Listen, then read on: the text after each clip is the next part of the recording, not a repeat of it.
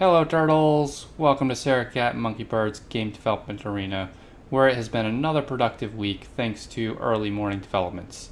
6 a.m. to 9 a.m. Eastern, I stream this every morning, every day, on Twitch TV/Tim Bodette. This week I started off by working on a Twitch stream overlay game, and I cleaned up the networking code that I had mentioned last week that we found an issue with this TCP connection only having packet mode, whereas an IRC connection required it to have a stream mode as well. So I've fixed that and done it proper. The connection now has stream and packet modes in a very nice way. UDP connections are obviously packet based anyway, so there is no stream mode in those. I also messed around with SQL using the SQLite framework to create a table for users and their points so that I could store all of their data for this monkey bird perch game. I then animated the monkey bird flying around, and once he leaves his perch and starts flying, the users can then type in a command to tell monkey to go back. Once a few users have done this, monkey will return to his perch and those users will get points.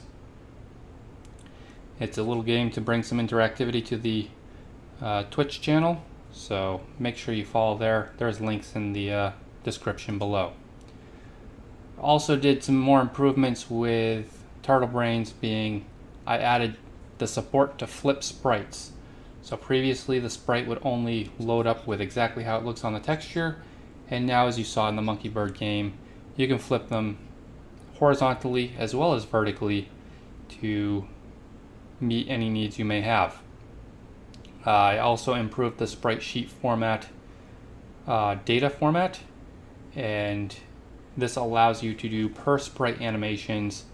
Basically, if you had a monster and a villager, they could each have an idle animation that is separate to themselves, whereas before, if they were existing in the same sprite sheet, you would need to have a monster idle and a villager idle, and that makes it more ugly in code as well as in the sprite sheet, so good improvements there.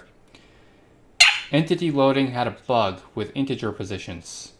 This was how I was handling things in the dynamic structure. Pretty low level stuff, but it is how the JSON gets loaded and handled, and now that that's fixed, the tiled entity loading that we did last week is actually working correctly. Finally, I worked on Zoom Car World 3 over the weekend.